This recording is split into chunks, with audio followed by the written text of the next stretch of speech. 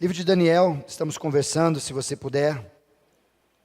Livro de Daniel, nós falamos já sobre a nossa fé, falamos sobre a fé madura e imatura, falamos também sobre as características, identidades e posturas de quem tem uma fé imatura, como por exemplo, não ter semente na infância, etc e tal, enfim, falamos bastante sobre isso esses dias. E semana passada, eu trouxe aqui parte do que a gente vai conversar hoje, a respeito de como o tempo é importante para a nossa demanda. E a palavra-chave que eu deixei para vocês, espero que você tenha levado para o seu coração e para a sua semana, é como nós lidamos com o tempo. Como que você lida com a estrutura do tempo? O que acontece com você quando o tempo não é do jeito que você gosta? Quando sai do seu cronograma.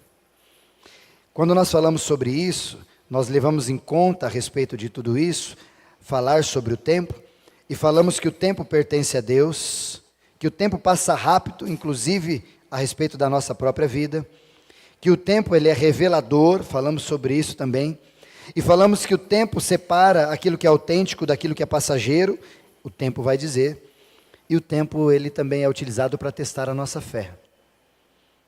Na hora, o tempo vai nos ajudar a fazer isso.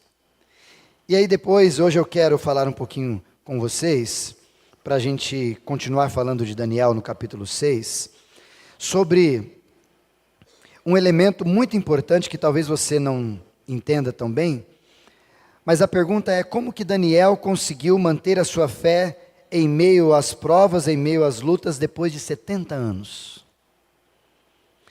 Talvez aqui a gente precisa fazer uma autoavaliação sobre a nossa vida, inclusive sobre alguns de nós, que você talvez conheça, algumas pessoas, que não aguentam permanecer firmes por muito tempo. Hoje está bem, amanhã se desvia, hoje está forte, fortalecido, aleluiado, amanhã já não está mais. O que acontece com essa ausência, ou esse trânsito melhor de estações, onde hora está quente, hora está frio, hora está morno, e fica nesse jogo de estações. Até porque é muito ruim a gente viver esse jogo de estações, porque pessoas assim, falando de forma relacional, a gente fica pisando em ovos, não é mesmo? Quando você tem pessoas na sua família que você não sabe como ela acorda, se você dá bom dia ou você fala... Pessoas que estão vivendo estações. Não há problema, e a gente sabe disso, inclusive é um livro do Gary Chapman que vai falar sobre casamento, as 4 estações do casamento. Gosto muito dele. E a própria estrutura nossa passa por esse tempo, por essas estações. Mas o problema não é passar por estações ou não. A grande dificuldade que nós passamos pelo tempo é que a gente às vezes oscila demais em meio à vida. A gente nunca sabe como nós estamos. Ou melhor, a gente nunca sabe como o outro está. Dia desses fui mandar uma mensagem para a pessoa e a pessoa estava um pouco chateada, não com a gente. E às vezes não é com a gente o problema, é um problema da pessoa. Mas você percebe que se você falar um pouco mais, dói. Eu estava em Londrina hoje, fui para Londrina na sexta-feira. Fui pregar sexta e sábado lá num fórum de revitalização. E nas conversas que nós tivemos lá, eu conversando com algumas pessoas, eles falaram isso para mim: pastor, como é que você trata os líderes que você não sabe se dá bom dia, ou se dá paz do Senhor, ou se dá sorriso, ou algo assim? Falei, é mais difícil. Porque essas oscilações são muito comuns. Inclusive, as oscilações que a gente tem em meio ao tempo, elas às vezes podem ocupar espaço na nossa estrutura, por tempo maior do que a gente queria ou que imaginava.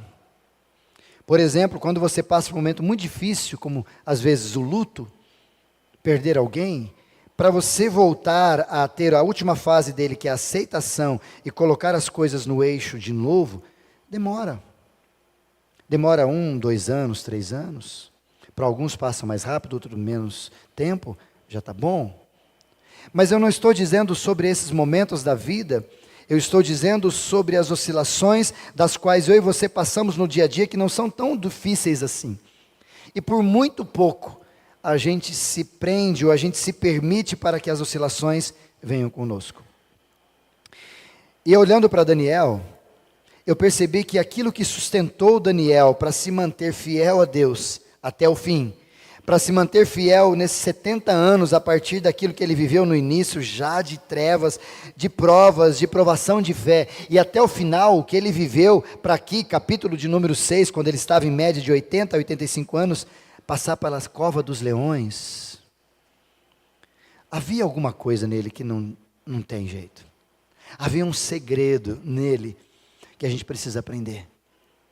Quando eu olho para Daniel, eu percebo, e eu quero desafiar você nessa mensagem dessa noite como tema, o que sustentou Daniel a passar pelo tempo foram os princípios que ele tinha. O que ajudou Daniel a se manter, e talvez deva nos ajudar a nos manter em meio às lutas da vida, são princípios, que são diferentes de valores. Hoje eu quero falar um pouquinho sobre isso, porque quem é regido por princípios resiste ao tempo, foi o que aconteceu com Daniel. Mas talvez você não saiba o que é um princípio. O que nós estamos falando, pastor, o que é um princípio, o que tem a ver com isso? Um princípio, uma expressão como essa. Eu quero explicar para você a partir de algumas frases, antes de passar pela proposta olhando para Daniel. Segundo Rick Warner, ele vai dizer que princípios são como rocha, firmes, imutáveis. São valores como as águas, podem assumir diferentes formas, mas devem ser filtradas pelos princípios. Vou repetir. Princípios são como rochas, firmes e imutáveis. Já valores são como águas, que podem assumir diferentes formas, mas sempre devem passar pelo filtro do princípio. George Maurer vai dizer assim: os princípios são eternos, imutáveis e universal. Já os valores são escolhas pessoais que podem ser moldados pelo ambiente ou mesmo pelas circunstâncias e culturas. Depois Francis Schaeffer vai dizer assim sobre princípios: os princípios bíblicos são as diretrizes de Deus para a humanidade. Elas não mudam, pois por refletir o caráter de Deus, elas são imutáveis. C.S. Lewis, num dos seus livros, diz assim sobre princípios e valores: os valores podem ser moldados pela sociedade, mas apenas os princípios são moldados por aquele que é eterno. Por isso que talvez, olhando para isso, a gente deveria se perguntar um pouquinho: você sabe quais são os princípios para a sua vida da palavra? Por exemplo, quando eu falo de salvação, quais são os princípios que regem o conceito de salvação? Quando a gente fala de um tema importante, você tem percebido ou você tem consciência de olhar para a Bíblia e falar: opa, a Bíblia não diz isso, a Bíblia diz outra coisa. Porque é exatamente esses princípios, esses ensinos, esses conhecimentos das quais você percebe que exatamente Daniel tinha os princípios bem guardados no seu coração, na sua mente, que fizeram com que ele, no momento oportuno, pudesse ser lembrado e vivesse isso de forma tranquila. A palavra de Deus vai dizer para nós que o Espírito Santo, quando viesse, ele nos lembraria daquilo que nós aprendemos. Por isso que é tão importante nós termos os princípios claros, os princípios tão evidentes da palavra de Deus, aqueles que são regras, aqueles que de alguma forma são imutáveis para nós, e a gente precisa ter isso em mente com muita qualidade, para que no momento oportuno, quando formos necessários utilizá-los, o Espírito nos lembre. E é tão importante fazer isso, porque esses princípios são verdades eternas, verdades imutáveis, baseados no caráter de Deus, baseados naquilo que Deus é, e olhando para a palavra, olhando para Ele, a gente tem esses princípios. Só que infelizmente a gente não gosta muito de aprender como princípios, porque princípio precisa estudar para aprender. Porque o próprio Jesus, ele soltava, ele expandia alguns princípios bíblicos a partir de parábolas, a partir de conversas, a partir de leituras, a partir de diálogos, e essas conversas que ele vai soltando e falando, às vezes ele vai fazendo-as, e de alguma forma ele solta um princípio, solta uma frase, solta uma verdade muito importante. Por exemplo, falei com o pessoal do QG do Que Mais hoje, um pouco antes, que eu ouvi um pouquinho sobre esse texto hoje pela manhã, na igreja que eu estava congregando na INA, lá de Londrina, o pastor Davi. E uma das menções que ele fez do texto, eu fiquei um pouquinho mais profundo no texto da menção que ele fez, que é quando Jesus fala em Lucas, para nós, que aquele que não for, seja fiel no pouco, sobre o muito te colocarei, como ele fala em outro texto. Mas nesse específico ele fala que aquele que é fiel no pouco, também será fiel no muito. E aquele que não é fiel no pouco, não vai ser fiel no muito. Isso é um princípio. E esse princípio bíblico, ele se destaca para dizer a mim e a você o seguinte: se nas pequenas coisas eu não consigo ser o que eu devo ser, não ache que por você ter grandes coisas você vai ser. Vou usar um exemplo. Dia desses, conversando com o irmão da igreja, ele disse: pastor, quando eu receber um aumento, eu vou começar a ofertar na igreja. Aí eu disse para ele: você nunca vai ofertar na igreja se for desse jeito. Porque se você não ofertou quando você não tinha nada, e aquilo que era simples, você não dava, agora que você vai ganhar aumento, você acha que você vai ofertar? É esse o princípio. Pouco, pequenos detalhes, se você é fiel no muito, você o é. Por isso, meu querido Mateus, que está com a gente aqui, uma vez uma pessoa disse para mim que política, ou entrar na política, desvirtua a pessoa, ela desconverte, ela esquece quem é cristão. Aí eu disse para ela e respondi, talvez, Mateus, essa mesma expressão: a política não corrompe ninguém, ela simplesmente o é, como qualquer lugar pode corromper. Se você se corrompe na política, você se corromperia em qualquer outro lugar. É, por exemplo, você chegar no mercado, alguém te der 1 centavo a mais, ou 10 centavos, ou R$1 a mais, e você fala: nossa, mas isso aqui não vai fazer diferença. Se no pouco você não é fiel, quando você chegar a ter quantidade, você não vai ser. Aí talvez faz sentido, os servos que estão sempre com a gente, que eu falo e comento muito disso, de oportunidades, e falei sobre isso sábado, lá com o fórum do presbitério de Cambé, de vários pastores lá reunidos, que às vezes a gente quer dar espaço, e Paulo fala sobre isso em Timóteo, inclusive também, para algumas lideranças, algumas pessoas, e talvez você aqui na igreja já pediu isso para mim: pastor, quero uma oportunidade, uma oportunidade, uma oportunidade. Eu vou dizer o que Jesus disse nesse princípio: seja fiel nas pequenas coisas, que Jesus vai clarear essa oportunidade para você. Agora, se nem fiel nas pequenas coisas você acha que você vai ter oportunidade de fazer algo grande? Não vai, irmão. Talvez o mundo dá, talvez as coisas te ofereçam, mas porque a gente lê a Bíblia diz que não é para ser assim, a gente não faz assim. Princípio bíblico. Princípio bíblico. Outra consciência para você entender como é que funciona o princípio bíblico, é você olhar, por exemplo, para a palavra de Deus quando fala sobre casamento. Pastor, como é que é casamento? E isso é importante você guardar, que é um dos exemplos que eu mais gosto de dar sobre esse detalhe, porque quando você tem algumas coisas básicas, por exemplo, perdoar. Perdoar não é uma opção, perdoar é uma ordem de Deus. E ainda vem com uma consideração maior. Mateus capítulo 6, quando Jesus vai dizer sobre a oração do Pai Nosso, versículo 9 em diante: Pai nosso que estás no céu, santificado seja o teu nome, ele vai descendo. E aí nós colocamos uma palavra ali que vai fazer uma condicional: perdoa as nossas dívidas, assim, da mesma forma que perdoamos a quem nos tem ofendido. E livra-nos do mal, pois teu reino, o poder e a glória para sempre, amém. E aí Jesus volta num assunto só da oração do Pai Nosso. Qual é? Perdão. Se vocês não perdoarem as ofensas daqueles que pegam vocês, eu também não vou perdoar vocês. E se não há perdão nosso com Deus, há quebra de relação, há quebra de fluidez, há quebra de relacionamento. Então nós estamos com um problema. Então, perdoar uns aos outros não é uma ideia da Bíblia, é uma estrutura do cristão. E aqui talvez para você entender um pouco mais: pastor, mas eu não consigo.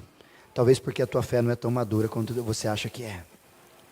Porque quanto mais crescemos em fé, mais o caráter de Deus se revela em nós. E Ele nos perdoou, sendo nós ainda pecadores, mais nós vamos perdoar a quem não merece. Até porque perdão não tem a ver com merecimento. Senão não fosse a palavra carizomai sobre perdão. Mas quando a gente olha, por exemplo, para casamento, ela é diferente. Por exemplo, pastor, como é que é casamento? A Bíblia solta apenas um princípio. Mas ela não dá resposta clara. Você vai casar com o Carlinhos. Carlinhos, você vai casar com ciclano, com fulano. Ela não fala assim, não está na Bíblia. Inclusive eu posso até ler no livro de Isaías com quem que Isaías casaria. Que eu não vou achar lá o nome da Maria Angélica. Mas para escolher a minha esposa, para casar, eu preciso olhar para os princípios bíblicos para tomar as minhas decisões. Por isso que o princípio bíblico é importante, porque a partir dele nós filtramos as nossas escolhas. A partir dele nós observamos o que Deus quer fazer com a gente. A partir deles a nossa ótica, a nossa cosmovisão vai se construindo a partir do que a Bíblia também vai somando com a gente. Por isso que tem muita gente às vezes que toma decisão sem olhar para a Bíblia ou talvez sem conhecer princípios bíblicos. E aí toma a decisão. E vai fazendo. E aí porque não vai dando certo e não vai dar certo mesmo, vai chamando Deus para apagar incêndio daquilo que a gente já fez. Como a gente aprendeu em Provérbios, no mês que falamos sobre isso, mês passado, antes de tudo consagre tudo a Deus. Antes de qualquer coisa coloque diante de Deus. Antes de qualquer ação, decisão ou escolha, pergunte para o Senhor a despeito dos princípios: Senhor, será que é isso? Quando eu falo de casamento, Paulo vai falar isso em Corinto, e em outras cartas também, quando as pessoas perguntam sobre casar de novo. E ele diz bem claro a frase, apóstolo Paulo: quando você for casar, case com quem quiser. Você é livre, você escolhe. Por isso não diga que Deus te deu a mulher que você tem, nem o marido que você tem. Foi você que escolheu. A única pessoa que pode dizer isso foi Adão. A mulher que o Senhor me deu. E ele usou essa frase. Agora o resto, irmãos, foram escolhas. E eu vou me ater aqui, nós vamos falar sobre isso mês que vem, mas eu vou me atrever aqui. Você tem um marido que merece. Você tem a esposa que merece. Não sei se isso é bom ou não para você. Mas assim que funciona a nossa jornada. Conversando com uma pessoa em Londrina, dos meus parentes, e fazendo os mesmos erros relacionais, e acabou se enveredando nisso, saiu de um relacionamento que a pessoa agredia, está namorando uma pessoa agora que bebe, que agride já. A pergunta é, por quê? Deus mandou, Beth? Ai, Deus que deu, não, é teu coração que está fazendo isso. É porque você não conhece princípios. Porque quando você conhece princípios, você olha para o princípio, e aí você coloca o teu coração diante do princípio, e você passa as tuas emoções pelo crivo do princípio, você passa as tuas ideias pelo crivo do princípio, e você passa as suas decisões pelo crivo do princípio. Por exemplo, quando a palavra de Deus diz, case com quem quiser, ele coloca apenas um detalhe, desde que seja no Senhor. Ou seja, desde que aquela pessoa professe a mesma fé que você. Ah, pastor, mas eu estou evangelizando. Está errado, Jesus nunca me falou para você evangelizar. Desse jeito, não. É teu princípio, mas não é o bíblico. Ah, pastor, mas é uma pessoa sensacional, é linda, maravilhosa, tudo. É cristã, irmão? Não é. Então fugiu o princípio, irmão. Então vai dar errado. Não tem o que fazer. Ou você crê na Bíblia, ou você concorda com a Bíblia, ou você lê e aprende o que a Bíblia diz, ou vai dar problema. Porque esse detalhe são melhores. Esses princípios que nós vamos percebendo na palavra, que vão nos ajudando a entender. Porque todo o reinado e o reino de Deus, Jesus fala isso lá em Lucas capítulo 13, ele é maravilhoso, mas todo reinado tem que ter território, e o reinado de Deus, o território dele é a minha vida, a minha casa, a sua casa e a nossa igreja. Tem que ter leis, palavras, princípios. Todo o reinado tem que ter princípios. Aqui vai ser assim, ali vai ser assado, daquele jeito vai ser assim. Tem que ter princípios. Tem que ter os seus súditos, no nosso caso, o reinado dos céus, de Deus, somos os discípulos. E tem que ter um rei, que coordena todos os princípios e dá ordem aos seus súditos, que é Jesus. Então, se nós somos cristãos, se eu e você nos identificamos com Jesus, confessamos Ele como Senhor e Salvador, fomos salvos pela graça em Cristo Jesus, nós deveríamos ser chamados de cristãos e deveríamos viver os princípios da palavra. Mas talvez por não conhecer os princípios a gente tem dificuldade, e eu quero aqui hoje relatar, nesse sermão um pouco diferente hoje, alguns princípios bíblicos que você precisa aprender. E se você puder grifar na sua Bíblia esses princípios, eu gostaria muito que você o fizesse. Até porque esses princípios vão basilar a minha visão, a sua visão, a nossa ideia, e a gente vai precisar transitar sobre elas. Trouxe alguns aqui e eu quero colocar. O primeiro deles, o Salmo de número 103, por favor, Caio. Salmo 103, versículo 19. Primeiro princípio que eu quero que você guarde e grife na sua Bíblia. Nos céus ele estabeleceu o seu trono, e o seu reino domina sobre tudo. Primeiro princípio que você precisa sempre lembrar e guardar e fortalecer a sua fé para se manter como Daniel. Deus é soberano. Pastor, mas eu já sabia disso.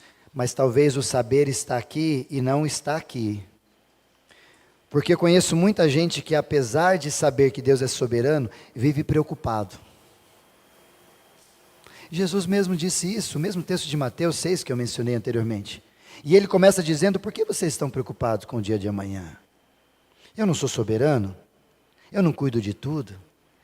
Peterson estava com seu filho adoentado semana passada, e eu disse uma frase para você, não sei se você se lembra que eu escrevi lá. Jesus ama seu filho mais do que você.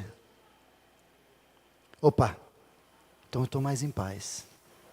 Esse ato, esse princípio de saber que Deus é soberano, deveria a mim e a você fazer a gente andar mais em paz com Ele e com os outros. Mas porque a gente não conhece profundamente esse princípio, a gente vive desesperado. Segundo princípio, Mateus capítulo 24, versículo 35. Por favor, Caio. Mateus 24, 35. Passará o céu e a terra, porém as minhas palavras não passarão. O segundo princípio que eu quero que você guarde, de vários que eu vou mencionar rapidinho aqui, não vou me ater em profundidade nenhum deles, mas eu quero que você guarde essa relação, é que a palavra de Deus é a verdade e é eterna.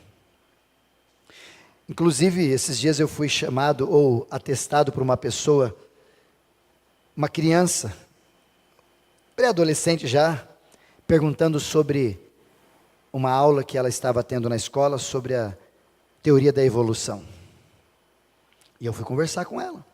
Inclusive, estamos nesse bate-papo, nessa conversa ainda para outros momentos de açaí, né, Silas? Por quê? Porque eles estão ensinando, em vários lugares, várias teorias, vários ensinos das quais às vezes a gente fica ouvindo, será? E a gente acha assim, pastor, mas isso é tranquilo, eu estou bem resolvido, é verdade.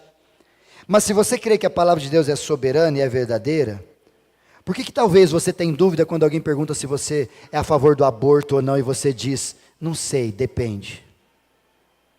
Porque a palavra de Deus diz bem claro, que é a favor da vida. Então são coisas que às vezes eu e você temos ideia, mas não sendo parte do princípio, a gente fica variando e tomamos as decisões ou as opiniões das quais a gente não deveria ter, a gente tem a partir do que eu acho, e não a partir do que é princípio bíblico. Terceiro princípio bíblico, Deus é soberano, é o primeiro, a palavra de Deus é verdade e é eterna. E o terceiro, o amor de Deus é incondicional e imutável. Olha o que diz o texto no capítulo 3 de João, versículo 16, João 3,16, que você conhece muito bem. Olha o que diz sobre o amor de Deus. Porque Deus tanto amou o mundo, que deu o seu Filho unigênito para que todo aquele que nele crê não pereça, mas tenha a vida eterna. Lembrando que o amor de Deus, que é incondicional, não tem a ver com o que você faz ou com o que você fez. Ele te ama. Há uma frase que eu gosto de usar sempre sobre isso, que tem a ver com a ideia de que não tem nada que você vai fazer que vai fazer Deus amar menos você. Mas também não tem nada que você vai fazer que vai fazer Deus amar mais você, porque o amor dele é incondicional. Quarta verdade que você precisa levar como princípio de vida: a justificação é só pela fé. Olha o que diz esses textos, Abacuque capítulo 2, por favor, Caio. Abacuque capítulo 2, versículo 4. Veja, o ímpio está envaidecido e os seus desejos não são bons, mas o justo viverá por fé. E essa frase se repete em Romanos capítulo 1, por favor, Caio. Capítulo 1, versículo 17. Olha o que diz Romanos 1, 17. Porque no Evangelho é revelada a justiça de Deus, uma justiça que do princípio ao fim é pela fé. Como está escrito, o justo viverá pela fé. Mas talvez aqui a justificação, você talvez não entenda o que seja justificação. Um dos atributos dado a Jesus é ser advogado. Há um advogado, João vai falar sobre isso lá nas suas cartas, segundo a João. E quando ele fala de ser advogado, só para você entender o cenário dessa palavra, a justificação é pela fé. Você precisa crer nisso. Isso tem a ver com a sua salvação. Isso tem a ver com o seu dia a dia, mas vamos entender isso. Segundo o relato da palavra de Deus, todos nós teremos que chegar diante de Deus, no grande julgamento. E ao chegar diante de Deus, não importa, todas as nações, todos os povos terão esse encontro. Só que a hora que chegar aqui, como já tem um videozinho de uma balança que você coloca, eu já fiz um monte de coisa e coloca ali, tá, mas nada vai lhe produzir salvação. Mas quando você chegar diante de Deus e Ele perguntar para você, e aí? Você vai dizer bem claro, Jesus, Ele me justifica. Porque a pergunta do juiz, diante desse julgamento é, quem vai justificar você? Ou quem vai com você? Ou quem é o seu advogado para tratar o seu assunto? Jesus vai se apresentar e dizer, opa, esse é comigo. Isaías, não, fique em paz, Isaías é comigo. Isaías pode passar direto.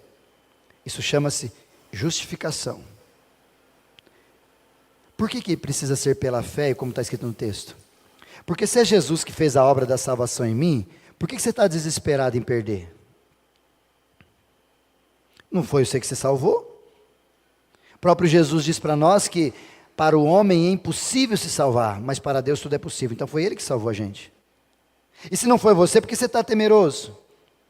Por que você faz orações desesperadoras dizendo, Senhor, e aí, mas, nossa, eu não posso fazer isso porque senão Deus vai ficar bravo comigo. Você acha que Deus tem mau humor igual você e eu temos diariamente? Você acha que Deus tem um espírito ou uma mentalidade de dodóizinho para falar, nossa, o Isaías não orou hoje para mim, fiquei tão triste. Tem não, irmão? Por isso que a nossa fé precisa ser madura, para a gente entender que a justificação é pela fé. E fé em quê? Fé em Cristo Jesus, aquele que é o único advogado que diante do Senhor, diante do juiz, é aquele que vai dizer, deixa comigo, passa direto, Isaías. Agora, se você não tem uma justificação pela fé em Cristo Jesus, você vai chegar na hora lá e vai falar, então, posso chamar meu pastor? Olha, eu fiz tantas coisas boas. Eu era filho de pastor. Eu não sabia. Sabia sim. Deixa eu te mostrar aqui na tela. Irmãos do céu. A gente precisava aprender ou desenvolver ou aprofundar mais a respeito da justificação. Capítulo 2 de Gálatas, por favor, Caio. Versículo 16, olha o que diz Gálatas 16. Sabemos que o homem não é justificado pelas obras da lei, só porque você faz ou não faz, mas sim pela fé em Jesus Cristo. Assim nós também cremos em Cristo, esse Cristo, Jesus, para sermos justificados pela fé nele, não pelas obras da lei, porque pelas obras da lei ninguém vai ser justificado. Por isso que eu e você precisamos aprender esse princípio. A justificação, na hora do tribunal, a única coisa que vai te salvar é Jesus. É isso que está na Bíblia. Mais um princípio para você guardar. Isaías capítulo 59, versículo 1 e 2. Quinto princípio. O pecado sempre nos afastam de Deus. Numa outra tradução, talvez se você quiser, um princípio bíblico, o pecado sempre nos separa de Deus. Capítulo de número 59 do livro de Isaías. Vejam, o braço do Senhor não está encolhido para que não possa salvar vocês, e nem surdo está o seu ouvido para que não possa te ouvir. Ou seja, tem um problema. Se não está surdo, se não está encolhido, está tudo normal, qual é o problema? Versículo 2 diz o problema. Contudo, as suas maldades, em outra tradução, os seus pecados, ou em outra tradução mais profunda, as suas iniquidades, separam vocês do Deus de vocês. E os pecados de vocês escondem de vocês o rosto dele. Por isso ele não ouve. Dia desse uma pessoa me falando sobre orar, sobre estar em mal, tal, e uma primeira pergunta que a gente precisa se fazer às vezes é: será que eu estou linkado com Deus, ou será que o pecado está me separando de Deus? E quando eu disse pecado, quando eu digo pecado, melhor, não estou dizendo de pecado como aqueles malucos que a gente tem, mas às vezes aqueles pecados domésticos que a gente tem. Como talvez um dos pecados mais doloridos para quem está perto perceber. Mentira. Você já fez uma autoavaliação como a gente mente com facilidade?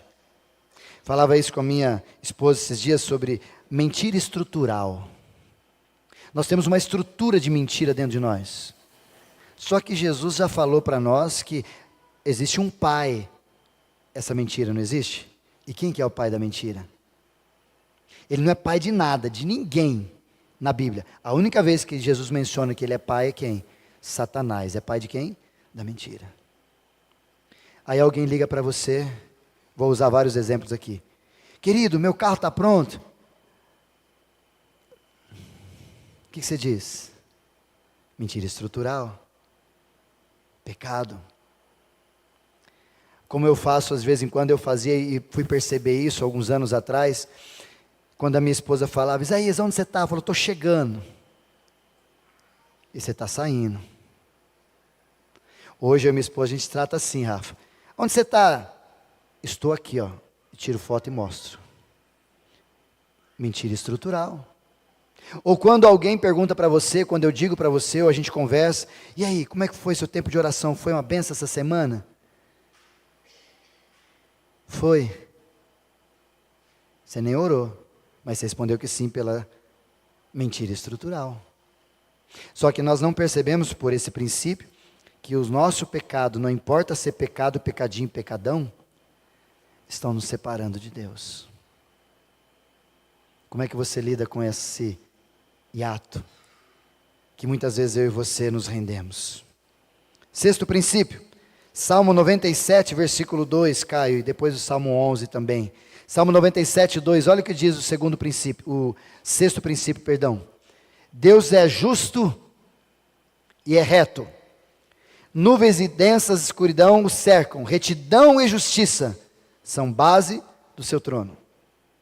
Olha o que diz o Salmo 11 também, por favor, Caio. Salmo de número 11, versículo 7. Pois o Senhor é justo e ama a justiça. Os retos verão a sua face. Aqui talvez é para eu e você entender esse princípio de que Deus é justo e reto, para a gente não se aproveitar de Deus bonzinho, que estão falando por aí. De que Deus é bonzinho, Deus é amor. Não, mas Deus, como Deus faria uma coisa dessa? Deus é maravilhoso. Não, Deus é justo. De fato, um dos seus atributos é amor. Ele é amor, ele já disse isso.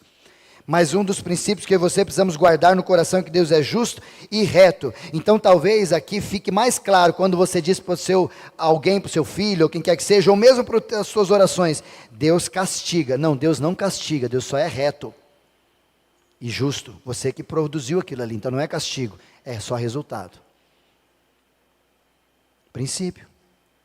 E aí você, com o princípio, como eu disse no início, sobre casamento, você atrapalha todos os princípios, não leva a sério nenhum deles, quebra tudo, e aí quer fazer de qualquer jeito, e quer dar resultado bom? Volto a dizer, é que nem academia. Que nem academia, chega na academia, vou treinar, né Keller? Vamos treinar, fazer exercício. O professor chega para você, faz assim, execução legal, cuidado com o peso, cuidado com a postura e tal. Não, princípio ele está te dando de treinamento. Aí você faz o quê? Não, vou fazer de casa. Eu já sei, eu vi na internet. Eu tenho aqui, vi na internet, eu vou fazer. Vai lá, faz tudo errado. Esqueceu dos princípios que o professor ensinou. O que vai acontecer? Você vai ficar bom? Pode ser, mas muito pouquinho. Você vai ficar machucado, você vai ficar lesionado, você vai ficar irritado, você vai ficar bravo e vai falar: essa academia não dá resultado. Sem princípio não tem como você exigir resultado, se você não vai ali do jeito que tem que ser feito. Por isso que você precisa lembrar que Deus é justo e reto. Mais um princípio para você guardar. João 14,6 e Atos capítulo 4 também. João 14,6, olha o que diz esse texto. João 14,6, sétimo princípio. O plano de salvação só funciona com Jesus. Olha o que ele diz: eu sou o caminho, a verdade e a vida. Ninguém vem ao Pai se não for por médio de quem? Jesus. Olha o que diz Atos também, por favor, Caio, capítulo de número 4, versículo de número 12. Olha o que diz Atos 4, 12, por favor. Não há salvação em nenhum outro, pois debaixo do céu não há nenhum outro nome dado aos homens pelo qual devamos ser salvos. O outro princípio que você precisa aprender: a salvação é só e única por Jesus. Se alguém te oferecer, ou te alguém falar que a salvação é por Jesus em alguma coisa, é seita, é heresia, não é bíblica. Porque a Bíblia diz que a salvação é só, não há salvação em nenhum outro, pois debaixo do céu não há nenhum outro nome pelo qual possamos ser ou devamos ser salvos. Mais um para você guardar. 1 de Pedro capítulo 1, versículo 16, Caio. Mais um princípio para você guardar e riscar na sua Bíblia. Há uma necessidade de santidade. Os santos de Deus, já falamos sobre isso outro dia, mas olha o que diz 1 Pedro e Hebreus também, Caio. Pois está escrito, Jesus dizendo para nós, lá atrás: sede santos, porque eu sou santo. Então, o desafio, o princípio para mim e para você, natural da vida como comportamento, é ser santo. E olha o que diz o livro de Hebreus, capítulo 12, versículo 14, Caio. Busquem a paz com todos e a santificação, porque sem a qual, ninguém vai ver o Senhor. Por isso que talvez hoje eu e você não entendemos que a necessidade da santidade é um princípio bíblico para todo cristão e a gente não faz isso. Nós estamos vivendo longe e fora dos princípios de Deus. 9, olha mais esse texto, Êxodo capítulo de número 19, versículo 5, por favor, Caio. Êxodo 19, 5. Agora, se me obedecerem fielmente e guardarem a minha aliança, vocês serão o meu tesouro especial entre todas as nações. Embora toda a terra seja minha, pode passar o 6 também, Caio, por favor. Vocês serão para mim reino de sacerdotes de uma nação santa. O que Deus está dizendo para o povo dele? E aqui vai o outro princípio. Que Deus recompensa a obediência. Mas Ele também pune a desobediência. Isso talvez a gente não gosta de ouvir nem de dizer, né? Mas é fácil a gente perceber que Deus, Ele recompensa a obediência e pune. Deuteronômio capítulo 28, por favor, Caio, quero ler esse texto. Deuteronômio 28, olha o que diz esse texto, queridos. Versículo 1 já, Caio. Se vocês obedecerem fielmente ao Senhor, o seu Deus, e seguirem cuidadosamente todos os mandamentos que hoje eu dou a vocês, o Senhor, o seu Deus, os porá acima de todas as nações da terra. Princípio. Vive esse princípio? Obediência. Obedeceu? O que Deus vai fazer? O que Ele tem que fazer. Versículo 2, Caio, por favor. Todas essas bênçãos virão sobre vocês e as acompanharão.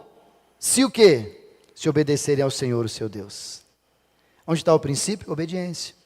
Se você obedece, Deus recompensa.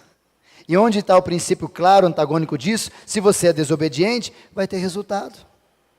Por exemplo, volto ao casamento. Você casou do seu jeito, não é do jeito de Deus. Aí não funcionou, você não tem o direito de dizer: Deus quis que a gente se separasse, porque Deus não fez você se juntar. E cuidado quando você usa aquela frase: o que Deus uniu não separa o homem. A pergunta é: será que foi Deus que uniu ou você que se uniu e depois chamou Deus para estar junto com você? Porque se foi Deus que uniu, Ele usou os princípios para fazer isso. E se não foi por base de princípio, não foi Deus que uniu. Não coloca Ele onde Ele não se pode pôr. Versículo 3, por favor, pode continuar. Vocês serão abençoados na cidade, serão abençoados no campo. Qualquer lugar que você vai, por princípio de obediência, vai ser uma benção. Os filhos do seu ventre serão abençoados. Até onde vai a bênção da obediência? Princípio.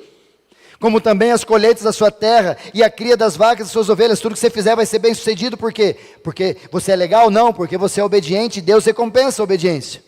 A sua cesta e a sua amassadeira serão abençoadas, ou seja, seu alimento, seu condimento de fazer alimento diário.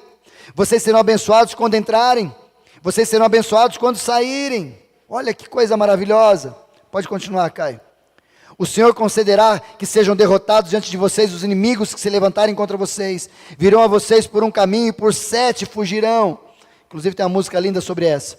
O Senhor enviará bênção aos seus celeiros e tudo o que as suas mãos fizerem. O Senhor, o seu Deus, os abençoará na terra que dá a vocês. Tudo isso fruto do quê? Obediência. Por isso que talvez eu e você precisamos olhar mais para a palavra para tentar obedecê-la muito mais. Mais um princípio para você e para mim. Hebreus capítulo 9, versículo 27, Caio, por favor. Hebreus 9, 27. Olha o que diz Hebreus 9, 27. Da mesma forma como ao homem está destinado a morrer uma só vez. Uma só vez. Tem mais um princípio aí dentro, né? Uma só vez. Biblicamente ninguém morre e volta. Não, quantas vezes morre no texto? Quantas vezes, irmãos? Uma só vez, é o que está dizendo a Bíblia. Depois disso, o que acontece? Vai enfrentar o quê? O juízo. É o que o texto está dizendo. Apocalipse também, Caio, por favor, capítulo 20, versículo 11. Olha o que diz Apocalipse 20, 11.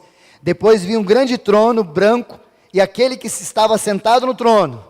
A terra e o céu figuravam na sua presença, e não se encontrou lugar para eles, o trono do grande juízo. E Jesus falava sobre isso em Mateus capítulo 25, por favor, Caio, versículo 31. Olha o que diz Mateus 25, 31, quando Jesus fala: quando o Filho do Homem vier na sua glória com todos os seus anjos, ele se assentará no seu glorioso trono, branco, segundo Apocalipse, versículo seguinte, Caio. Todas as nações serão reunidas diante dele, e ele separará umas das outras, como o pastor separa as ovelhas dos bodes. Não vai ter jeito, irmão. Uma hora todos nós teremos que encontrar com o nosso Criador. Se você se encontrar com Ele como Criador e criatura, tu está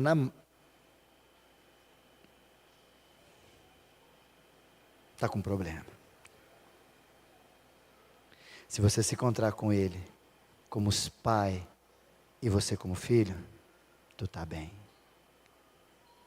A justificação vai passar por você. Mais um princípio para você guardar. Gálatas 6, 7. Olha o que diz esse princípio.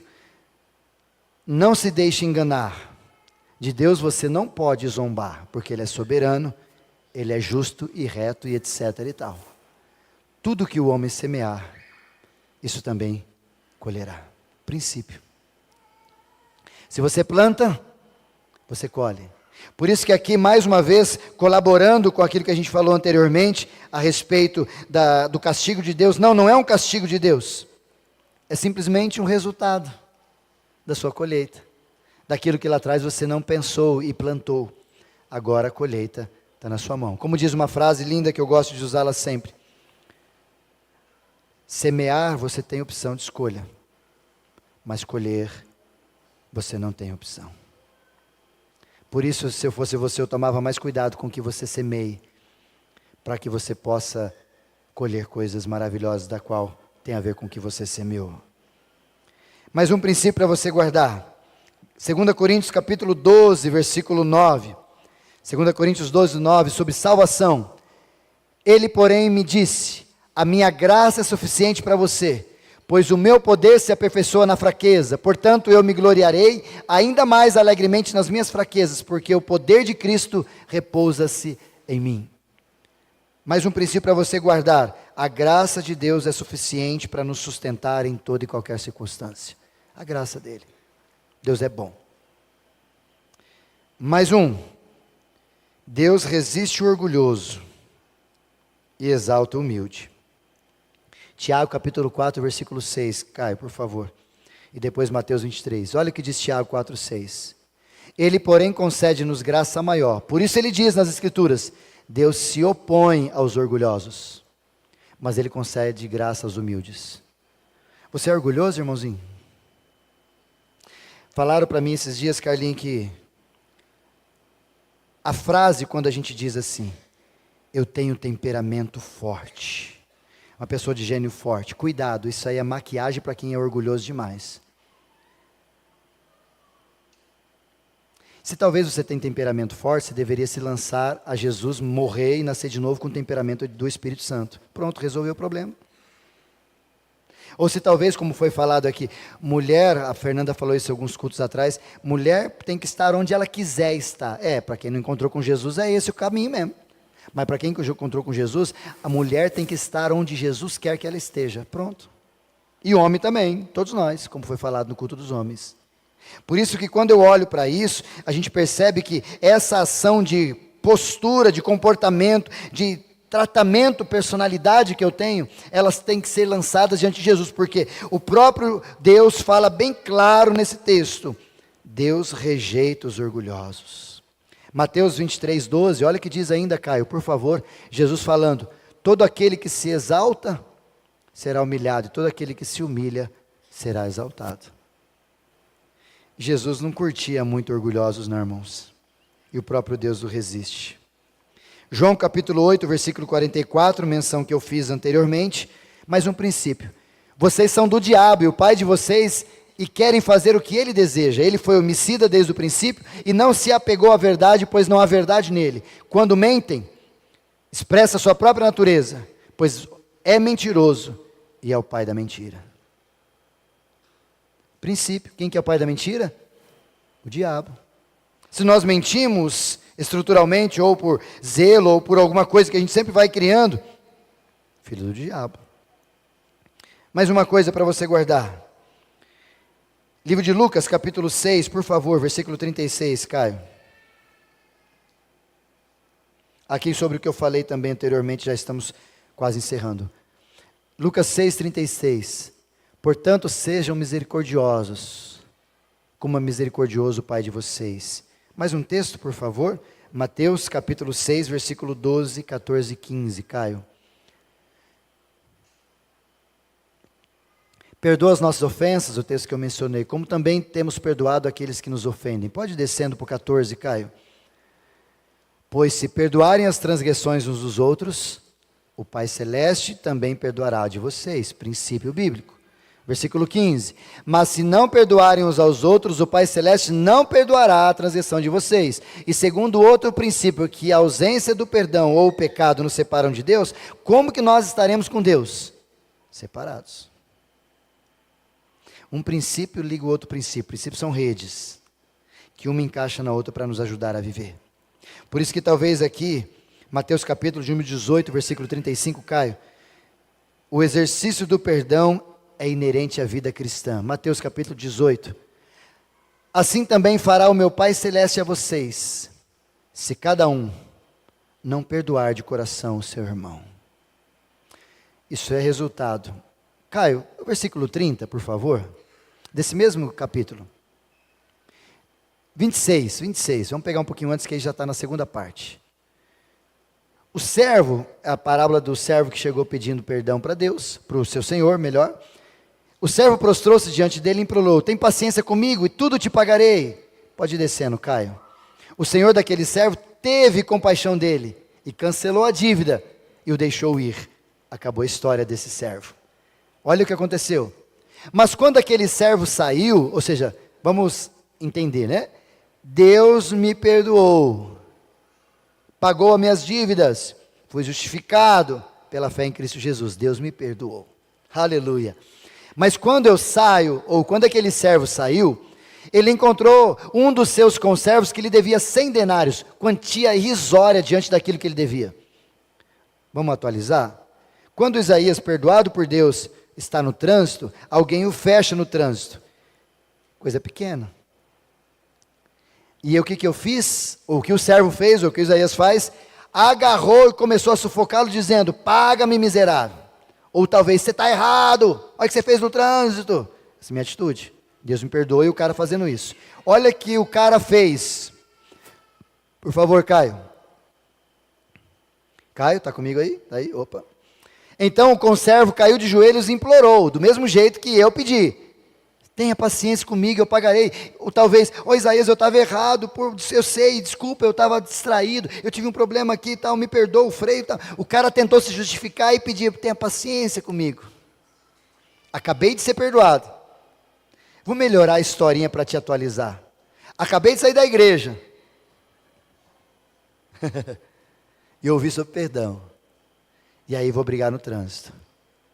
Mas olha o que Jesus vai dizer no restante. Esse servo, porém, não quis. Antes, saiu e mandou lançá-lo na prisão até que pagasse a sua dívida. Talvez é justo, se não fosse um cristão. Pode continuar, Caio. Quando os servos que eram companheiros dele viram o que havia acontecido, ficaram muito tristes e foram contar para o Senhor, Deus, o maior. Então o Senhor chamou o servo e disse: servo mau, cancelei toda a sua dívida porque você me implorou. Te perdoei. Não deveria ter tido misericórdia do seu conservo como eu tive com você? Miserável. Palavras do pastor Isaías. Irado, o Senhor o entregou aos torturadores, verdugos, numa outra tradução, até que pagasse tudo o que devia. Se eu te perdoo, você não perdoa, não tem problema. E aí ele finaliza com esse texto. Assim também fará o meu Pai Celeste a vocês, se cada um não perdoar de coração o seu irmão.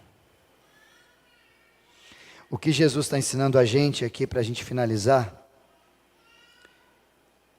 é que o perdão é inerente à vida do cristão, e isso é um princípio bíblico. Se você tem dificuldade nessa área, você precisa ler mais a palavra, se consagrar mais, se santificar, olhar para os princípios bíblicos para tentar trazer dele verdades para a sua vida. Daniel viveu esses princípios deles e tantos outros. Daniel travava essas batalhas das quais eu coloquei aqui, tantas outras que eu tinha aqui para pô-la e não vou fazê-la. Mas Daniel tinha alguns princípios específicos que fizeram ele durar em fé, em crença, em alegria, em amor. 80 anos, 90 anos, quantos anos forem necessários. Por isso, quero te desafiar e finalizar a nossa mensagem diferente hoje, só te mostrando princípios bíblicos. Mas busque na Bíblia que você vai encontrar vários outros. Por exemplo, Deus é prioridade. Se Ele não ocupar o primeiro lugar, Ele não ocupa nenhum outro lugar. Buscai, pois, em primeiro lugar o reino de Deus e sua justiça. Deus não concede espaço do primeiro lugar para Ele mais alguma coisa. Ou é Ele lá, ou Ele não está lá. Você conhecia esses princípios? Qual deles você tem como regra para a sua vida e eles regem as suas vidas? Quais desses princípios você não conhecia e talvez você tomou algumas decisões, das quais foram por valores, não por princípios, e você hoje está sofrendo porque não conhecia os princípios? Quais princípios você enxerga em Daniel? E semana que vem nós vamos finalizar falando de Daniel sobre isso. Quais princípios nós enxergamos de Daniel? Quero chamar o pessoal do louvor para a gente cantar uma última canção. Enquanto eles sobem, eu quero te desafiar com ouvir, refletir e agir. Princípios são para fazer o Isaías, a Maria, o João, o José, o cristão evoluir. Se você não tiver princípios claros e evidentes na sua vida, vai ser muito difícil você evoluir. Porque eles é que regem as nossas decisões. Segunda verdade. Eu sei que você tem princípios. Mas eu pergunto, esses princípios que você tem são baseados na palavra de Deus ou baseados nas suas ideias? Onde você tem base nos princípios bíblicos? E por último, não menos importante, princípios bíblicos, princípios, por sua vez, balizam nossas escolhas e atitudes. Como você se avalia nas suas escolhas e atitudes? E Mateus capítulo de número 4, por favor, Caio. Quero encerrar para te lembrar de uma última verdade, quando nós vamos cantar essa canção. Mateus capítulo 4, versículo 1, Caio.